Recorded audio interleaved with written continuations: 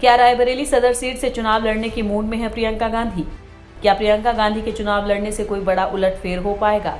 UP चुनाव की तारीखों के ऐलान के बाद तमाम सियासी दलों ने उम्मीदवारों के नामों पर मंथन करना शुरू कर दिया है।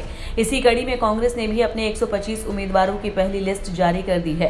कांग्रेस की कमान इस बार प्रियंका गांधी ने अपने कंधों पर ली हुई है। पिछले करीब 2 वर्षों से प्रियंका यूपी कांग्रेस को फिर से खड़ा करने में जुटी हैं।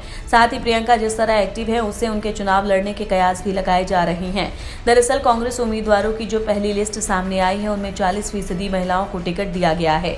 प्रियंका के इस मास्टर स्ट्रोक से दूसरे दलों की धड़कनें बढ़ गई हैं।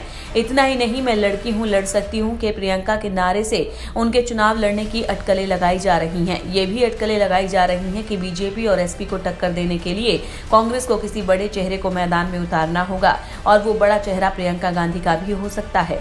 कहा तो यहाँ तक भी जा रहा है कि प्रियंका गांधी रायबरेली सदर सीट से चुनाव लड़ सकती हैं। अगर ऐसा होता है तो फिर इस सीट पर लड़ाई बेहद दिलचस्प हो सकती है। ऐसा इसलिए क्योंकि इस सीट पर वर्षों से कांग्रेस का कब्जा रहा है। 2017 के चुनाव में इस सीट से जीतने वाली अदिति सिंह बागी तेवर दिखाते हुए बीजेपी में शामिल हो चुकी हैं। चूंकि रायबरेली कांग्रेस प्रमुख सोनिया गांधी का संसदीय क्षेत्र है तो ऐसे में रायबरेली कांग्रेस के लिए और भी अहम है। जाहिर है रायबरेली की सदर सीट को सुरक्षित करने के लिए कांग्रेस को बड़ा दांव लगाना पड़ेगा। चुनाव से पहले सुगबुगाहट तेज हो गई है कि कांग्रेस की गढ़ रही सदर सीट पर कांग्रेस प्रियंका गांधी को चुनावी मैदान में उतार सकती है। जानकारों की माने तो अगर प्रियंका इस सीट से चुनाव लड़ती हैं तो फिर उनकी जीत पक्की है।